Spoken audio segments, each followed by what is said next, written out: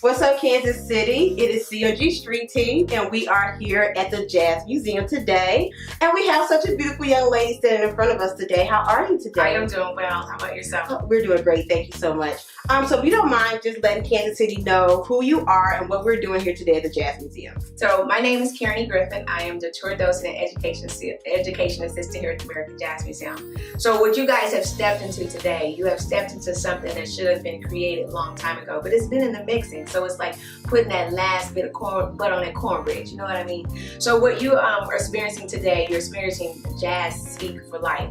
And what it is, we're featuring artists here, and you'll get a chance to meet those artists and you'll hear stories about them as well. But we have an exhibit here that's here at the American Jazz Museum. It is a fee to tour the exhibit because it is an awesome exhibit. Not only is it professional exhibits, but we also are artists. It's also local artists as well. So we're tapping into pulling other people in, which is a beautiful thing because you're on the corner of 18th and Vine. You're where the history is. You're where it was born. You're where it was started.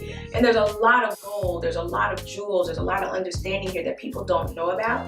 But I think today we'll set that tone and other people get interested. They'll be like, I need to go see what's happening on the Vine because this is where it is. This is where the heart is. This is where the soul is. This is where our ancestors started at. When they couldn't go anyplace else, this is where they came to. So that's what you're stepping into today, and that's what a lot of people come to experience today.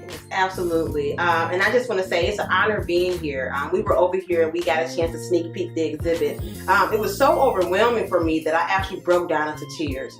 So it's just being able to hear that history and see that history.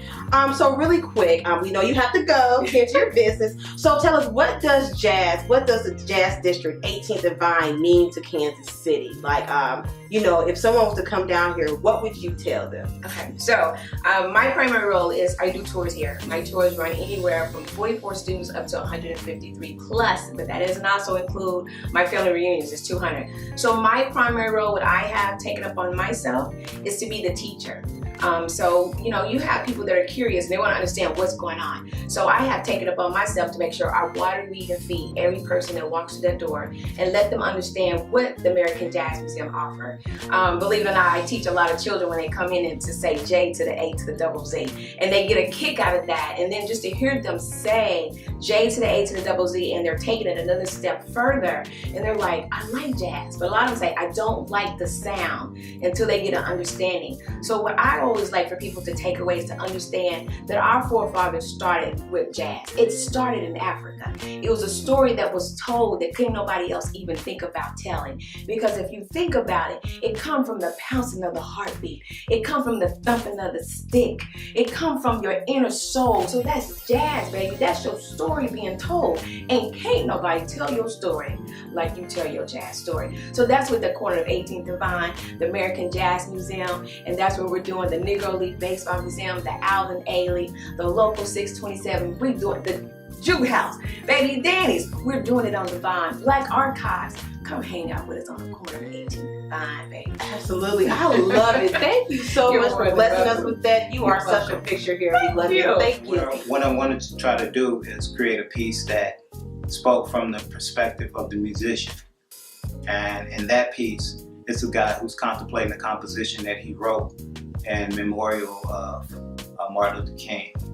And in this, you can see him in deep thought just before the performance and taking in note of where it came from and what it is with jazz. Because a lot of times, the music that is created for the times in the civil rights. And I just want to talk to you about the two pieces that are in the art show tonight.